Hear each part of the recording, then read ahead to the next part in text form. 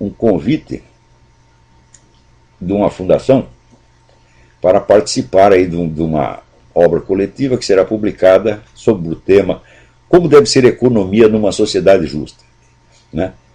Eu topei só para explicar que não existe isto. Não existe sociedade justa e não existe economia justa.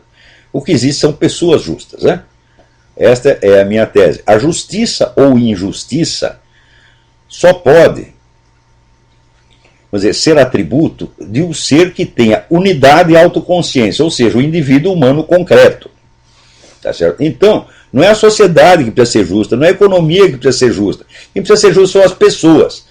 Para que as pessoas sejam justas, é necessário que você tenha uma cultura que incentive a justiça e, sobretudo, o sentimento moral, a percepção moral. Isso aí está no curso de ética que eu dei lá no Paraná. Eu digo, escuta, o que interessa não são as regras morais, é a percepção moral, porque as regras é fácil você aprender. Qualquer imbecil decora os 10 mandamentos, tá certo? E você decora até a Constituição Americana. Mas o problema, já dizia Santo Tomás de Aquino, o problema da moral é que as regras são sempre gerais e universais, e as situações são sempre particulares e concretas, de modo que a regra não se ajusta exatamente a nenhuma situação concreta. Então, o sujeito, na teoria, ele sabe tudo que é certo e na vida ele faz tudo que é errado. Como a moral não é uma disciplina teórica destinada a ensinar só o que é bom em teoria, mas a melhorar a conduta das pessoas, então o que interessa não são as regras, é o desenvolvimento da percepção moral. Como se desenvolve a percepção moral? Exatamente pelos meios com que se desenvolve o domínio da língua portuguesa. É através da literatura de imaginação que amplia o seu imaginário para que você compreenda as diferentes situações humanas e você se humanize no processo. Então você saiba julgar as coisas com humanidade, com compaixão e com sentimento de justiça. Então, a literatura de ficção é um elemento fundamental da formação moral das pessoas. Por quê? Porque ao longo da sua vida você vai atravessar um número muito limitado de situações, e as situações nem sempre são muito significativas. Mas na literatura universal você está exemplificada toda a gama de situações humanas possíveis. E, note bem, depois de você ler muita literatura, você vai perceber aquilo que percebeu o Northrop Frye, o grande crítico canadense. Ele disse, mas os modelos esquemáticos de todas essas situações já estão dados na Bíblia. E estão mesmo. Daí você vai dizer, então por que o cara não lê a Bíblia direto? É muito simples, meu filho. Na Bíblia estão lá de maneira demasiado esquemática e compacta. Tá certo? Então, também não serve. Eu conheço gente que, esses pastores protestando no Brasil, lê a Bíblia o dia inteiro. E daí vai para a televisão, cada um xinga o outro. Você é adúltero, você é ladrão, você fez isso, você fez aquilo. Porra. Isso é a moral deles, pô. O que é isto? E, pô, ainda, não está um homem lá da Igreja Universal, ele lê a Bíblia o dia inteiro e fica fazendo campanha para o aborto e campanha para o PT. Então o que é isso aí? Isso é falta de sensibilidade moral. O cara sabe a regra certa, mas ele não compreende as situações reais da vida. Por exemplo, ele pode ver aquele filme, O Grito do Silêncio, e ele vê o bebê gritando de dor e de horror ao ser retalhado, e ainda assim ele não percebe que o bebê é um ser humano, que sente as coisas como ele.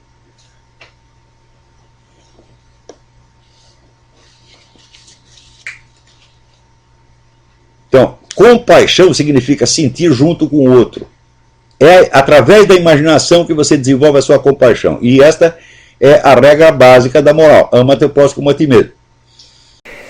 Este tipo de avaliação do seu modelo ideal, ou seja, de quem você quer chegar a ser, você vai ter que fazer isso periodicamente. De tempos em tempos você vai ter que rever o itinerário percorrido e ver se você se aproximou do que você quer ser, se você se afastou, se a sua concepção do modelo mudou. Mas, em suma, se você não tem esta ideia de quem você quer chegar a ser, você não tem nenhum princípio de moralidade pelo qual você possa julgar os seus atos.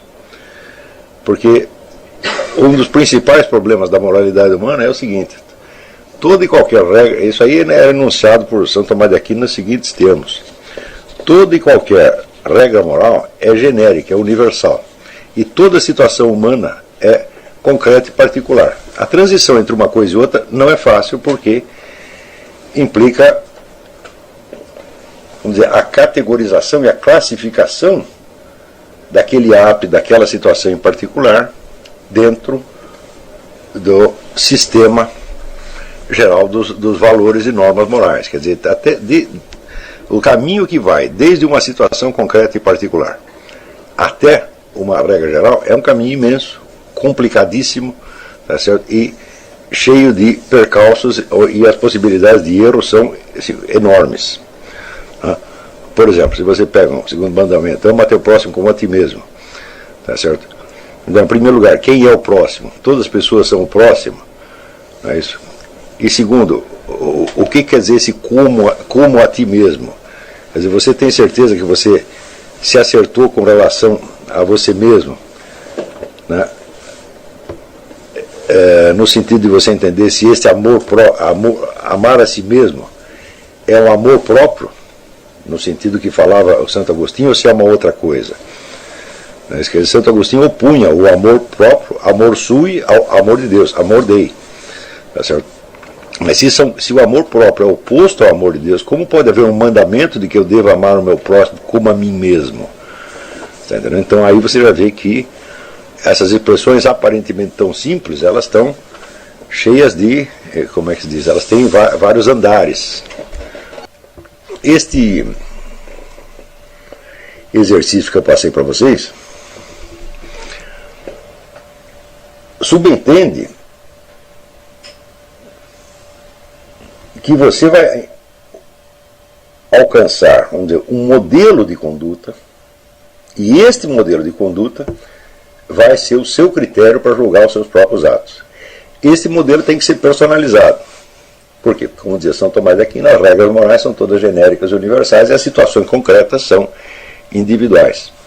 E não há salto direto de uma coisa para outra. Você não pode partir do conceito genérico de um ente para daí deduzir as situações concretas vividas por este ente. Tá certo? Não tem. Se fosse possível fazer isso, não existiria o mundo dos fatos, existiria apenas o mundo das regras lógicas. Agora, aqui não, aqui nos Estados Unidos assim, a coisa é um pouco mais humana, mas aí o negócio é brabo, gente. É brabo porque é o seguinte, você vê que as preocupações de ordem moral, elas são totalmente ausentes da vida brasileira. O pessoal só fala em moral quando é para falar mal de político, e geralmente mal pelo seguinte, um jeito que roubou, ganhar um dinheirão e não me deu nem um pouquinho, eu fico indignado. Entendeu?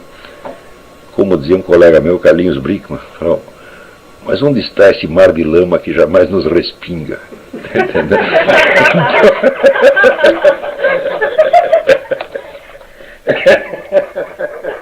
Não é maravilhoso? Então as pessoas ficam indignadas porque elas não levaram nenhum. O pessoal se locuplestando lá no mensalão, entendeu? Então, ética aqui é coisa só para cobrar de político, entendeu? Ou para falar mal de quem é mais rico do que você. Mas, olha, ética e moral não consiste em você julgar os outros. Consiste em você querer fazer a coisa certa. E você só julgar os outros quando você é obrigado a fazê-lo.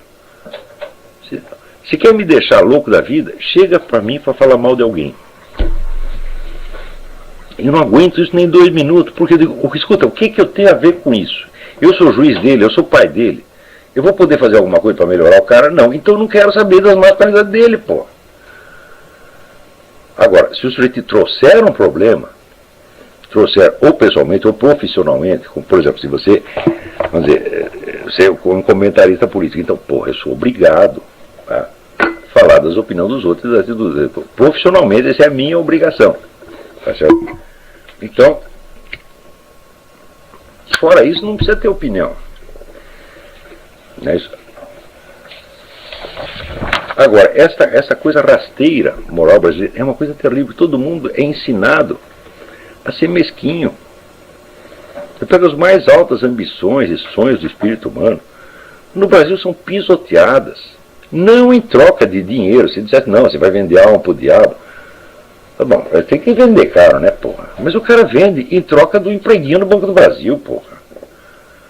Hã? Em troca de uma promessa de falsa segurança. Quer dizer, um negócio amesquinhante. Isso aí vocês não podem aceitar jamais. E simplesmente eu digo, não aceita a companhia de pessoas assim. Fique sozinho, você encontrará pessoas melhores com o tempo. Né? Mande a merda, né? Sem brincadeira. Agora, e se for sua família? Não mande ninguém a merda, respeite seu pai e sua mãe. Mas faz como Abraão, né? Eu respeito meu pai e minha mãe, por isso mesmo eles ficam lá, eu fico aqui. Mantenha, se não dá para ter uma convivência mais elevada, mantenha uma distância respeitosa. Jamais brigue com pai e mãe. Isso dá um azar, filho, escuta o que eu estou falando. Você prende tudo mãe. Não brigue com sua mãe, que dá um azar desgraçado. Que sua mãe, meu filho, sua mãe vai dentro de você. Onde você vai, está aí de sua mãe junto. Você está xingando sua mãe, está xingando você mesmo, tá entendendo? Então, de pai e mãe, só abre a boca para falar bem. Não importa quem ele seja. Fala, mas meu pai me abandonou, né? Engravidou minha mãe e fugiu. Eu digo, bom, mas alguma coisa por você ele fez. É um mérito.